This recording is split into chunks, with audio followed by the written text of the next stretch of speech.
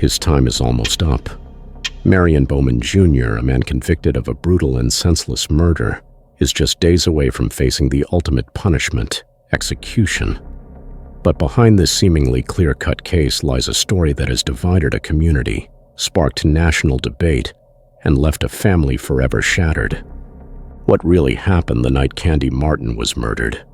Was justice served, or were critical questions left unanswered? For over 2 decades, Bowman has sat on death row, awaiting the moment when the state would exact its revenge.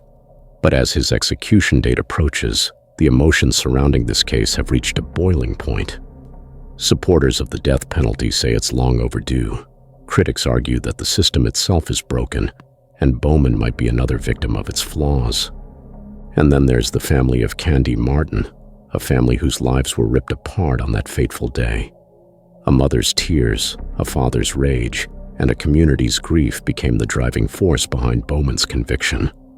But will his death bring them the closure they so desperately need? Today we unravel the truth behind one of South Carolina's most heart-wrenching cases. You'll hear about the crime that shocked the nation, the trial that raised eyebrows, and the ticking clock that leaves us all wondering, is justice truly being served, or is this just another chapter in a system that's far from perfect? Stay with us as we uncover every detail of Marion Bowman's final days and the tragic story that brought him to the brink of execution. This is a story you won't forget. The year was 2001, and Candy Martin's future seemed as bright as the South Carolina sun. At just 21 years old, she had her whole life ahead of her, a promising college student who dreamed of becoming a teacher. Candy was the type of person who lit up a room with her smile. Her family adored her, her friends admired her, and her community respected her. To those who knew her, she was a symbol of hope, kindness, and potential. But on a warm evening in August, everything changed. Candy had spent the day running errands and planning for an upcoming family dinner. She promised her mom she'd be home by 8 p.m. When the clock struck 9 and there was no sign of her, concern began to set in. By midnight, that concern had turned into fear. Her parents frantically called her phone, but it went straight to voicemail. Candy's father took to the streets, retracing the path she might have taken.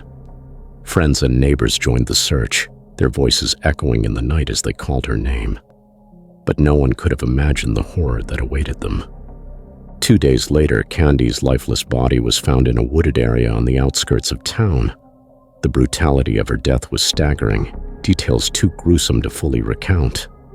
Authorities described the scene as inhumane, a crime so vicious it rocked the small, tight-knit community to its core. Candy had been beaten and left to die in a way that could only be described as pure evil. Her family was devastated. Her mother collapsed at the news, her father silent with grief. Neighbors who had watched Candy grow up could hardly believe it. This was a town where people left their doors unlocked, where everyone knew everyone. How could something so horrific happen here? Police vowed to find the person responsible, and the investigation was relentless. For weeks, officers combed through the evidence. They interviewed friends, family, and anyone who had crossed paths with Candy in the days leading up to her death. Then a breakthrough. Forensic evidence placed Marion Bowman Jr. at the scene. Bowman's name was familiar to the local police. He had a criminal record, nothing as heinous as murder, but enough to put him on their radar. He was known as a troubled individual who had grown up in a rough environment. People in the community described him as unpredictable, someone you didn't want to cross. When authorities brought Bowman in for questioning, he denied any involvement in Candy's murder.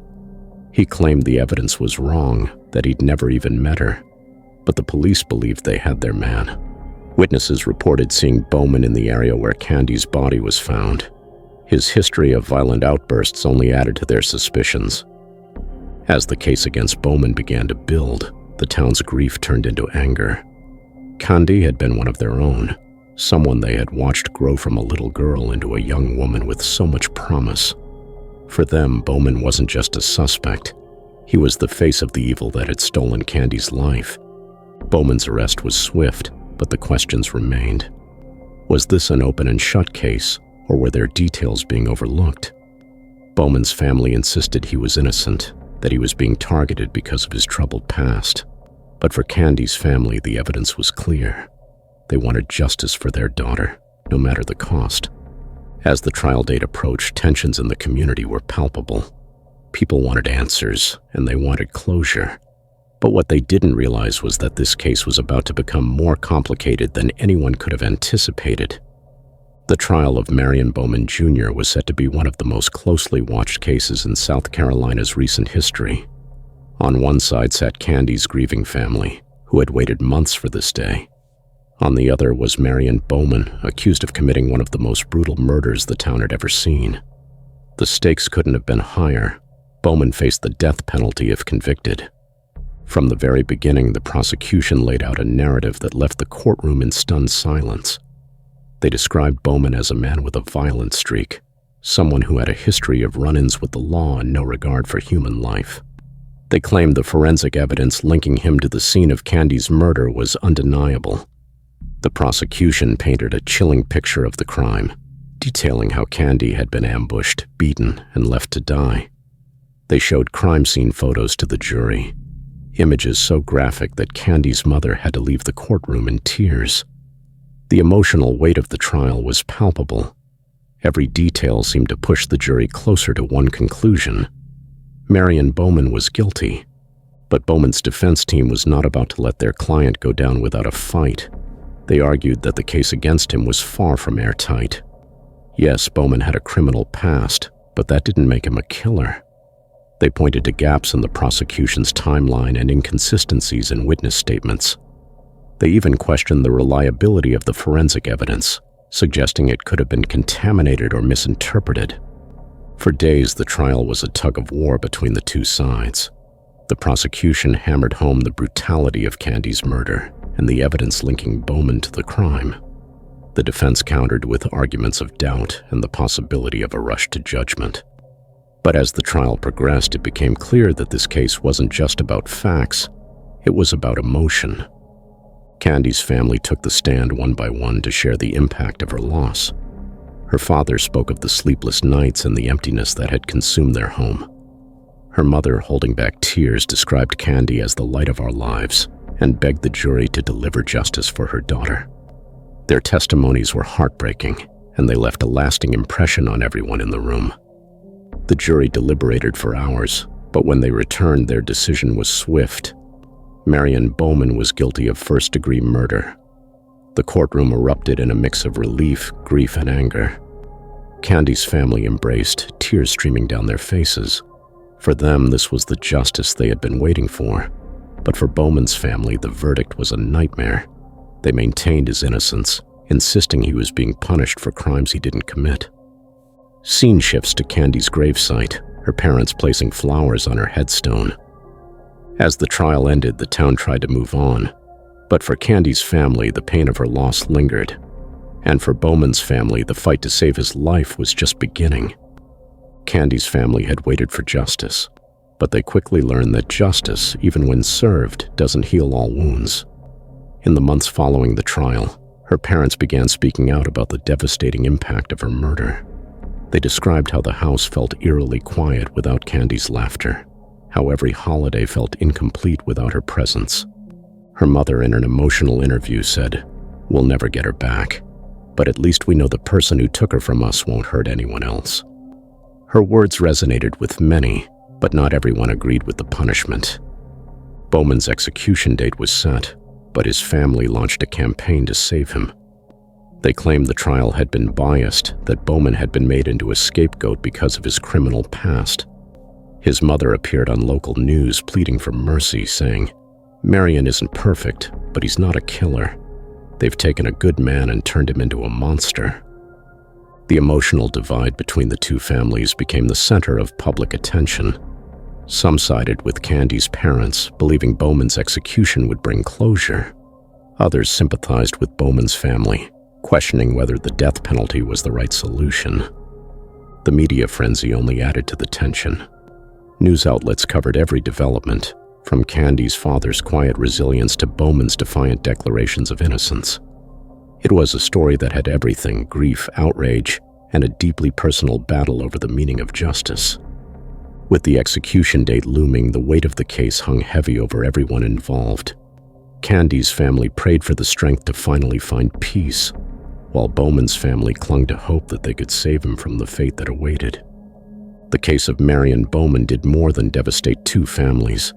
It ignited a national conversation about justice, fairness, and the death penalty itself. As the days to his execution dwindled, the broader implications of his fate became a talking point not just in South Carolina, but across the country. In an era where opinions on capital punishment have become increasingly polarized, Bowman's case found itself at the center of a larger debate. The timing of his sentencing and execution date coincided with two vastly different presidential administrations. During Donald Trump's presidency, federal executions were resumed after a 17-year hiatus, signaling a hardline stance on justice. Under Trump's influence, cases like Bowman's were often cited as examples of the necessity for swift, uncompromising punishment. In interviews, commentators supporting the death penalty pointed to Bowman as a symbol of why such measures were needed, a deterrent to those who would commit heinous crimes. But with the election of Joe Biden came a promise of change.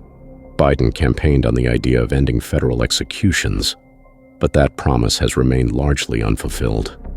Critics of the administration have called Bowman's pending execution an example of a broken system. Activists argued that Bowman's trial may have been flawed, that systemic racism or socioeconomic bias may have influenced the outcome. On the other hand, supporters of the death penalty reminded everyone of the horror Candy Martin endured and the pain her family still carries. As the political and moral debate swirled, the two families at the center of it all tried to make their voices heard. Candy's parents, who had largely stayed quiet during the years of legal back and forth, spoke candidly in a local interview. Her father, with tears in his eyes, said, "This isn't about politics or policies. It's about our daughter. We just want to know that the man who took her from us won't be able to hurt anyone else ever again." Bowman's family took a different approach. His sister appeared on national television, claiming that systemic flaws in the judicial process had led to his conviction. Marion didn't get a fair trial. If he dies, it won't be justice. It'll be a failure of the system, she said. Her words struck a chord with those who oppose capital punishment, but for many they weren't enough to erase the damning evidence presented at trial. As the execution date neared, the emotional weight of the case became overwhelming for both families. Protests began forming outside the prison. Some carried signs demanding Bowman's life be spared, while others held banners calling for justice for Candy. The air was thick with tension, as if the entire country was holding its breath, waiting to see what would happen next. Inside the prison walls, Marion Bowman sat in isolation, counting the days. Reports from prison guards painted a picture of a man at odds with his fate. On some days, he seemed calm, resigned to his punishment. On others, he was restless, even angry. He had stopped communicating with his legal team, refusing to discuss last-minute appeals. His only request was that his family be allowed to visit him one final time. Outside the prison, the victim's family also prepared for the coming day. Candy's mother said, "We've been waiting for years to finally put this behind us. We just want it to be over." But there was a sadness in her voice, a recognition that even Bowman's execution wouldn't bring Candy back. The weight of the coming execution hung over everyone involved. For Candy's family, it was a step toward closure. For Bowman's family, it was the end of a long and painful battle. And for the nation, it was yet another moment to question what justice truly means. As the countdown to Marion Bowman's execution continued, the world outside the prison gates grew louder. Social media exploded with opinions, turning the case into a national phenomenon. Hashtags like "Justice for Candy" and "Stop the Execution" were trending, and debates raged in comment sections, news forums, and public spaces. Everyone seemed to have an opinion, but few could agree on what justice actually meant in this case. Supporters of the execution argued that Bowman's guilt was undeniable. They pointed to the forensic evidence, the damning witness testimonies, and the brutality of the crime. "He robbed a young woman of her future and a family of their daughter," one commenter wrote. "Why should he get to live when Candy doesn't?" For them, this was an open and shut case, but others questioned whether execution was the right answer. Activists, both local and national, began raising concerns about the fairness of Bowman's trial. They highlighted issues such as inadequate legal representation and potential bias during jury selection. "Our justice system isn't perfect," said one prominent advocate in an online video. "And when it comes to something as final as the death penalty, we need to be 100% certain. Are we sure Marion Bowman got a fair shot?" The conflicting narratives only added to the tension. Outside the prison, protesters from both sides clashed. Some carried signs with Candy's smiling face, demanding justice for the life that was taken too soon. Others held banners reading "End the death penalty," arguing that the cycle of violence needed to stop. The noise was deafening, but inside the prison walls, a stark silence loomed. Marion Bowman's time on death row had been marked by isolation and reflection, though the sincerity of his remorse remained a subject of debate. Guards described him as quiet and unpredictable, sometimes calm, sometimes agitated. As the execution date drew nearer, he withdrew from almost everyone, including his legal team. His focus, they said, was on his family. Days before the scheduled execution, Bowman's family was granted one final visit.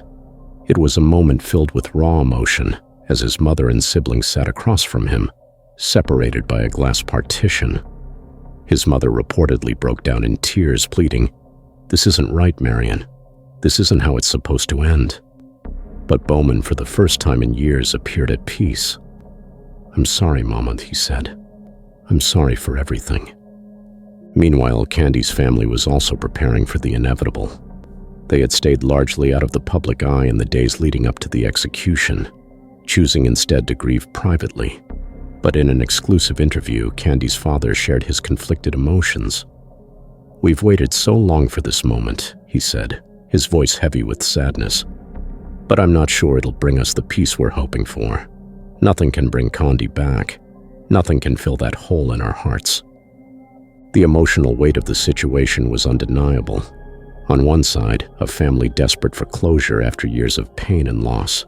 On the other, a family clinging to hope that their son's life could still be spared.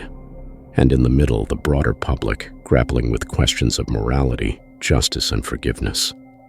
As Bowman's final days ticked by, the tension inside the prison grew palpable. Guards described the somber atmosphere as unlike anything they had experienced before. Death row inmates are accustomed to the inevitability of their fate, but Bowman's case had become so public, so polarizing, that it felt like the entire world was watching. The day before his execution, Bowman was moved to a holding cell near the execution chamber. It was a stark, windowless room where he would spend his final hours. He was offered the chance to meet with a spiritual advisor, a common practice for those facing execution. Bowman accepted, spending several hours in quiet prayer.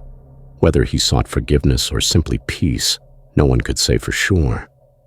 His last meal request was simple: fried chicken, macaroni and cheese, and sweet tea. It was a stark contrast to the gravity of the situation, a reminder of the small humanity that remains even in the face of death. Bowman ate alone, saying little to the guards who watched over him. Outside the prison, the protests continued. News cameras captured the faces of Candy's family, standing solemnly as the clock ticked closer to the scheduled time. Her mother clutched a photo of Candy, her hands trembling. "This is for her," she said softly. "This is for my baby." On the other side of the crowd, Bowman's family stood together, tears streaming down their faces. His sister held a sign that read, "Killing him won't bring Candy back." It was a stark juxtaposition, the pain of two families, both mourning in their own way, both seeking something that seemed forever out of reach. As the clock struck midnight, the world watched in silence. The weight of decades of pain, grief, and controversy rested heavily on everyone involved. For Candy's family, it was a step toward closure. For Bowman's family, it was the end of a long and bitter fight. And for the rest of us, it was a moment to reflect on the cost of justice and the value of life. The clock has struck, and Marion Bowman Jr.'s life has come to an end. For Candy Martin's family, the execution marked the culmination of a 2-decade-long quest for justice. For Bowman's family, it was the devastating conclusion to years of fighting to save him. But as the dust begins to settle, the questions and emotions surrounding this case remain as raw and divisive as ever.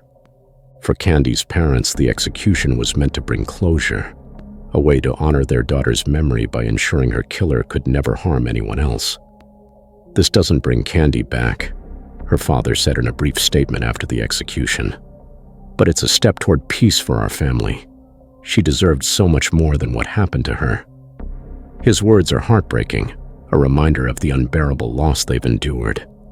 But for Bowman's mother, the execution was nothing short of a tragedy. "They took my son," she said through tears during a vigil held by anti-death penalty advocates. "We didn't get justice. We got revenge. And now 2 families are left broken." Her anguish mirrors that of Candy's family, showing that in cases like this there are no true winners, only pain and loss. And now, as we reflect on everything that led up to this moment, we're left with the question: did this execution truly bring justice, or did it deepen the cycle of violence?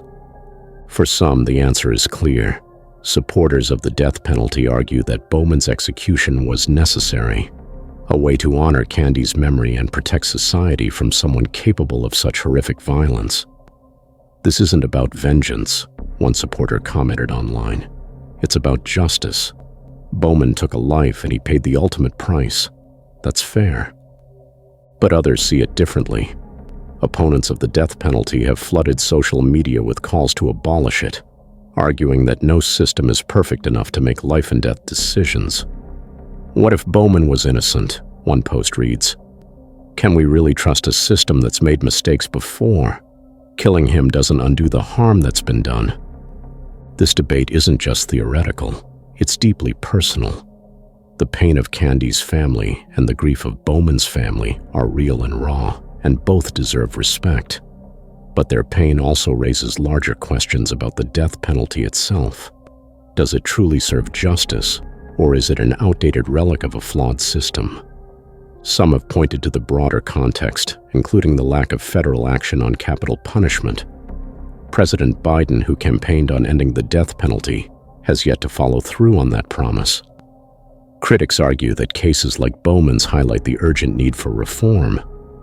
"How many more families need to suffer before we realize the death penalty solves nothing?" one activist wrote. Others, however, point to former President Trump's reinstatement of federal executions as a necessary move to hold criminals accountable.